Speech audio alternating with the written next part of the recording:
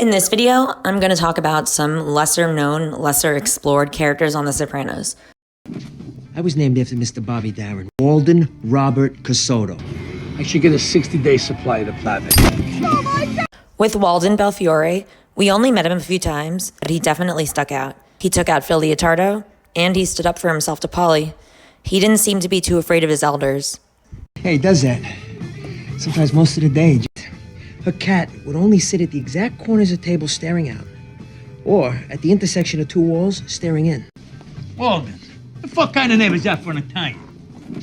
I was named after Mr. Bobby Darin. Walden Robert Cassotto. When my mom had the lupus, God rest her soul, round-the-clock care I gave that woman. Medicine, food, lifted her in and out of the tub. Oh, the man's trying to eat. Dante Greco. This scene and his lines always stick out to me, particularly the one about taking care of his mother when she had lupus, and about how in another life he might have gone into healthcare. Here you go. You get your coffee and you're all set. Yeah. So tell me with your medicine, you want I set my watch so you don't gotta worry? Nurse Betty over here. It felt like an incredibly self-aware and insightful comment, in contrast to Tony's often sarcastic comments about selling patio furniture on the side of the road or starting a rattlesnake ranch in Utah. I'm just saying, in another life, I might have got into healthcare. I actually enjoyed it. Almost time for turkey sandwiches. Aaron Arkaway. Have you heard the good news? He is risen. Aaron was random and hilarious. I feel like he was the embodiment of Janice's ridiculous comments about finding the Lord. Aaron is someone who would actually believe her, so I suppose it makes sense when you think about it. E major. Rejected and abandoned. I don't know. I mean, do you think it's too down? I mean, with the chorus, his blood cleans every stain. Oh, it's a great mother jumping lyric, Jan. Hey, we're just working. Oh, God, the poor thing. Have you heard the good news? Jesus Christ. That's right. Is this Aaron Arkaway? Excuse me, Tony.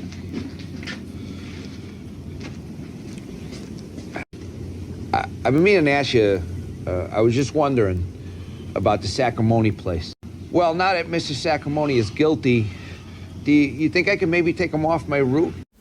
Sal Vitro is a gardener who becomes a punching bag of sorts starting in season 5 when Feach Lamanna returns from the can. Excuse me? What the fuck are you doing? I'm trimming a lawn. My nephew does the lawns in this neighborhood. I'm busy here. Not to mention Sal's low-key hilarious way of asking Tony, So about the yard. You're done with that. Harry King's bets. What's the bet? 800. Sunshine, the card game dealer, a dealer who runs high-stakes card games with a smile. His easy banter adds levity in a tense space. This is a low-level game, guys. The only thing you're gonna get around here is practice. Remember the old adage, son, leave them while you're looking good.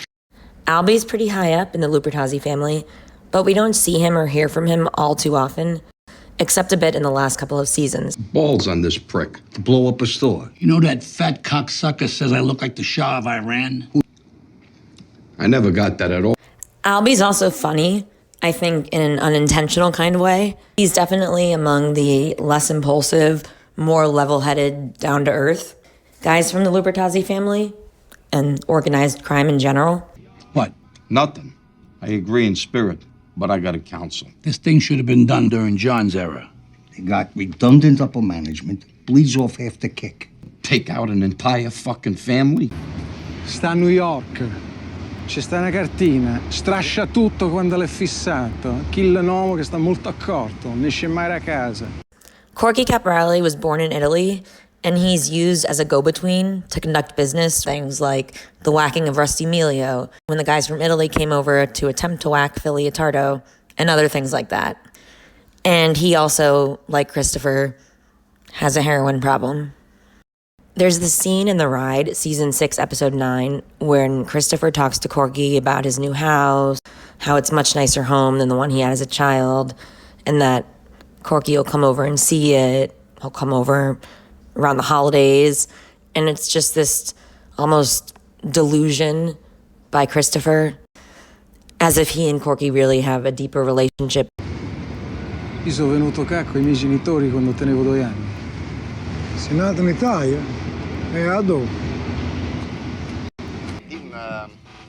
L'amico tuo parlava ucraino. Ucraino. Papaya, not to mention the fish in the sea. There's no question about us surviving. We could go on here for years. And I mean years.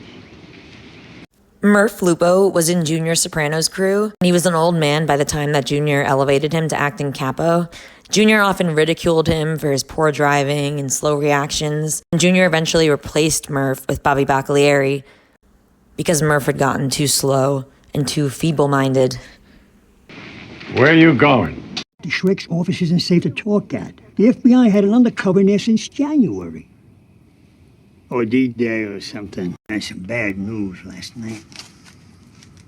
Were you just gonna stand there? Mrs. Soprano, good morning. I'm Perry, Annunziata. Come in. Muscles Marinara, the Italian strongman. Just glad you got somebody capable of protecting you driving. First runner-up, Mr. Teenage Bloomfield. Perry Annunziata, aka Muscles Marinara, was a runner-up in Mr. Teenage Bloomfield, and his nickname is a play on Muscles Marinara. And he's assigned to Tony as a driver/bodyguard during his rehabilitation from the shooting. Tony deliberately picks a fight with him in Satriali's to sort of reassert dominance after being shot. And I think after Tony saw how he lost his temper in the car so easily, he figured he could trigger him pretty easily too. But he doesn't. Slamming the goddamn refrigerator door. What? No. What, are you gonna argue with me now? I didn't even open the refrigerator. The Coke was out on the counter. So you are gonna argue with me? Huh? Tony, I don't wanna. You don't wanna what? Before Crazy Horse was Crazy Horse, Matush was a drug dealer there. Now that it's Crazy Horse and being run by Adriana and Christopher, he doesn't want anyone selling drugs there. Matush talks to Jackie, and then Jackie, basically pretending to be someone, says that he talked to Christopher and that it's all good. As we know, it's not all good. Well, right on, I'm still good now. And then later on, Matush comes into the picture once again. It's because of what happened with Matush at Crazy Horse that they were able to bring Adriana in for the murder and threaten her with prosecution for it. So whenever Matush gets involved with Crazy Horse, it doesn't go well for him or for Adriana. Definitely not for Adriana. Listen, I need a favor. We're trying to get an apartment. I gotta fax the guy a copy of my passport. Thanks for watching. I hope you enjoyed this video and stay tuned for more characters.